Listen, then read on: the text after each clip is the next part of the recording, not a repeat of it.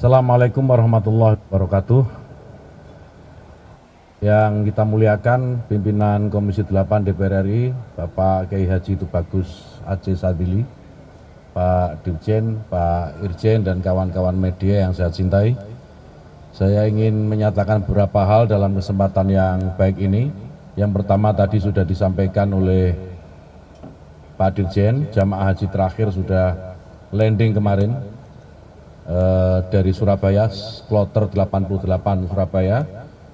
Dan secara umum, alhamdulillah pelayanan ibadah haji ini berjalan dengan baik. Dan saya juga barusan menjemput 355 petugas haji yang tersisa. Sebenarnya besok masih ada 5 orang. Besok pagi masih ada 5 orang yang tertinggal.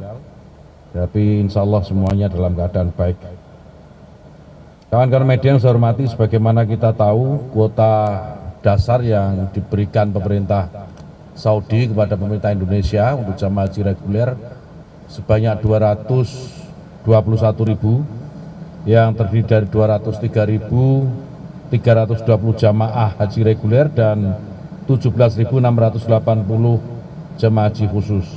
Nah, tahun ini alhamdulillah kita mendapatkan tambahan 8.000 yang terbagi menjadi 7.360 jamaah haji reguler dan 640 jamaah haji khusus. Jadi secara total keseluruhan ada 210.680 kuota jamaah haji reguler dan 18.320 haji khusus. Kawan-kawan media yang saya hormati, ada beberapa catatan penting dalam pelaksanaan ibadah haji tahun ini. Di antaranya adalah yang ingin saya sampaikan, sampai hari ini masih ada 77 jamaah yang dirawat di Saudi Arabia dan ada 1 jamaah yang hilang di masa puncak haji yang belum ketemu. Sebenarnya ada sekitar 8 jamaah yang hilang pasca puncak haji itu, yang 7 sudah ditemukan baik keadaan wafat maupun masih hidup, yang 1 masih belum ketemu.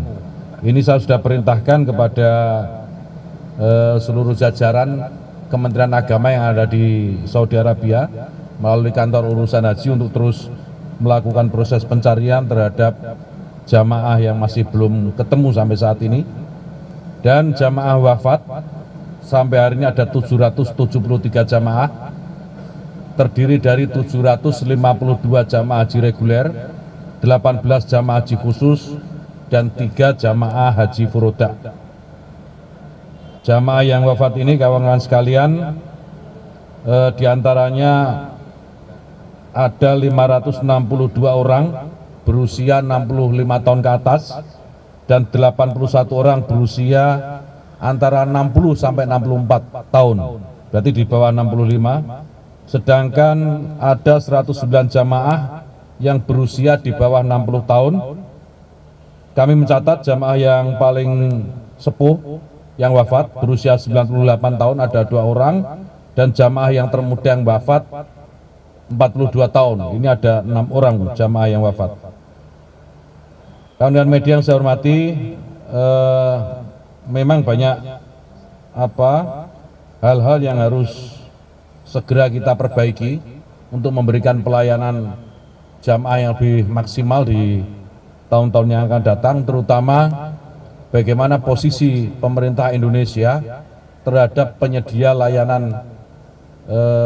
pelayanan haji di Saudi Arabia, di pihak ketiga di sana. Ini yang selama ini menjadi lubang lemahnya pelayanan, sebagaimana kita tahu kemarin mulai di Arafah, Musdalifah, dan Mina masih banyak trouble gitu.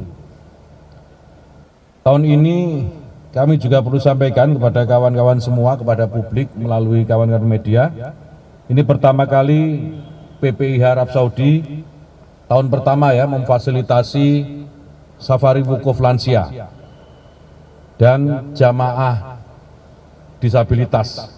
Ada 129 jamaah yang mengikuti safari wukuf lansia dan jamaah disabilitas ini. Selain itu juga ada 238 jamaah haji Indonesia yang sakit dan disafari wukufkan dari Klinik Kesehatan Haji Indonesia dari KKHI. Kawan-kawan media, sebagaimana beberapa waktu yang lalu saya sampaikan bahwa pihak pemerintah Arab Saudi melakukan investigasi atas beberapa peristiwa yang kita ketahui, tadi sudah saya sebut, bagaimana di Arafah ada jamaah yang tidak kebagian tenda, sebagaimana di Mina toilet kurang gitu ya. Kemudian di Musdalifah juga kita tahu ada masalah di sana, ada problem di mana bis angkutan jamaah ini tidak bisa masuk ke Musdalifah dan jamaah sampai siang baru bisa terangkut. Kami Kementerian Agama sudah menerima hasil investigasi dari pihak pemerintah Saudi Arabia. Hasil investigasi ini dilakukan oleh Nazaha atau lembaga anti korupsi pemerintah Saudi Arabia, dan hasilnya pihak Nazaha ini menemukan kekurangan pelayanan yang semestinya disediakan oleh pihak ketiga atau pihak masyarakat. Ini saya kira sejalan dengan penegasan PPIH yang sejak awal menyatakan bahwa persoalan layanan di Arafah, Musdalifah dan Mina ini menjadi tanggung jawab sepenuhnya masyarakat. Fakta ini tentu menjadi bahan evaluasi bagi kami, pemerintah gitu ya, dalam melakukan persiapan pelaksanaan ibadah haji di tahun depan. Kawan-kawan sekalian yang saya hormati, tahun ini juga pertama kali jamaah kita usahakan untuk bisa mendapatkan air zam-zam lebih dari sebelumnya. Ini semua masih dalam proses, barangnya sudah ada, tapi proses administrasinya sedang kita kejar, sedang kita penuhi, dan nanti insya Allah air ini bisa diambil melalui kantor wilayah Kementerian Agama atau Kakan Kemenak di kabupaten kota. Cukup jamaah menunjukkan gelangnya, saya kira itu sudah cukup menjadi syarat untuk bisa mengambil. Dan kami di kesempatan yang baik ini juga ingin menyampaikan terima kasih secara khusus atas dedikasi dan kerja keras para petugas haji Indonesia. Kita tahu ada petugas yang harus menggendong jamaah, kemudian mohon maaf ya menceboki jamaah itu, yang sebenarnya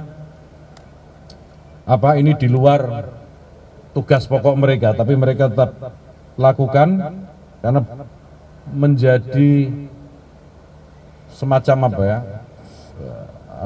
ada semangat itu, semangat pelayanan kepada para jamaah ini sebagaimana melayani orang tuanya sendiri. Saya juga menyaksikan ada jamaah ini juga yang luar biasa, ada jamaah yang rela memberikan pelayanan kepada jamaah lain meskipun dia bukan petugas gitu ya. Dan ini juga saya kira patut untuk mendapatkan apresiasi.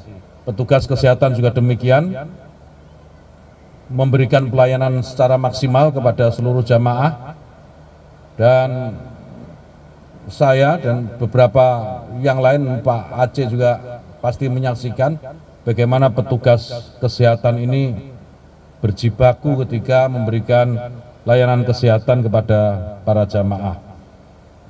Ke depan, kawan-kawan sekalian, kita berharap persiapan pelaksanaan ibadah haji ini bisa dilakukan lebih cepat, karena kita tahu pemerintah Saudi juga sudah mengumumkan kuota untuk jamaah haji Indonesia masih sama dengan tahun ini, 221.000. Mereka mengumumkan lebih awal, artinya kita juga harus melakukan persiapan lebih awal. Ada catatan penting khusus yang saya kira ini juga bisa menjadi terobosan nanti dalam pembicaraan bersama DPR. Salah satunya adalah bagaimana membalik proses.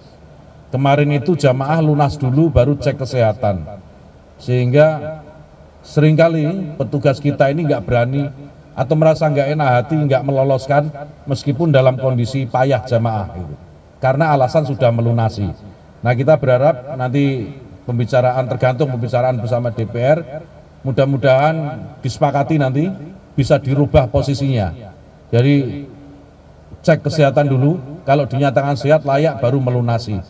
Sehingga besarnya jamaah haji yang wafat, seperti yang tadi saya sampaikan ada 773, ini harapan kita ke depan bisa ditekan.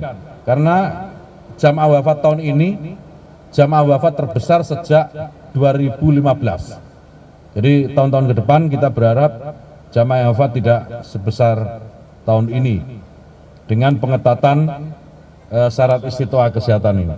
Juga tentu ada beberapa terobosan-terobosan lain yang coba nanti kita akan bicarakan bersama DPR, penggunaan artificial intelligence misalnya untuk melakukan verifikasi dokumen jamaah haji dan seterusnya.